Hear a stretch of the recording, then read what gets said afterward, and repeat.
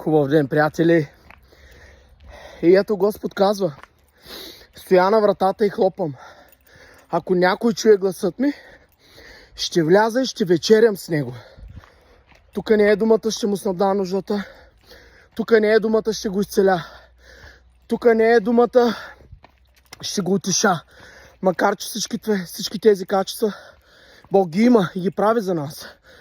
Но на първо място Бог иска да вечеря с нас. Хора, Бог с нетърпение чака всеки един от нас да отвори вратата на сърцето си и да допусне, Бог не е нахалник, да допусне Бог да влезе и да вечеря с него.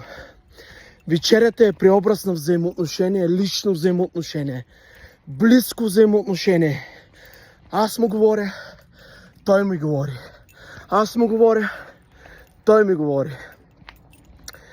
Бъдете благословени. Отваряйте вратите на сърцата си и вечеряйте с Исус.